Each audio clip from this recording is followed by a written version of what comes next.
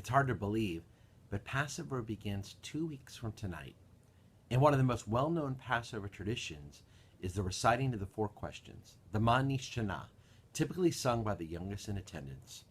I'd like to suggest some different questions for all of us to ponder this year. First, the repeated refrain during the famous four questions is Manish Shana. How different is this night from all other nights? There's no question that it is. That's why we love Passover. It's a special meal with a host of unique rituals that we only do at Passover.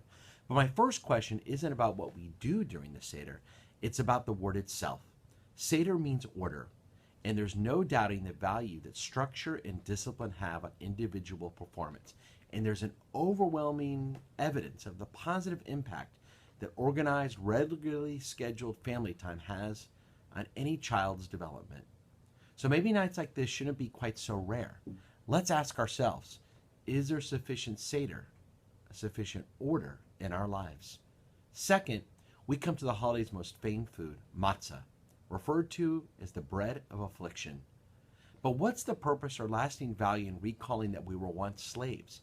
It must be to create empathy, our tradition tells us. And because people can be held captive not only by cruel tyrants, but also by unjust conditions, even in this great country, we should ask, who's enslaved today and how can we help liberate them? Finally, on this night, we're allowed to sit with poor posture because the rabbis say that having poor posture is a sign of being free. We're free to do what we want. And of course, as middle and upper class Americans, thank God we're exceedingly free. But I'd like to suggest that instead of leaning back this year, we sit up straight for just a few minutes and recognize the bounty of our blessings and ask, are we grateful or enough for all that we have? As always, the learning is in the asking.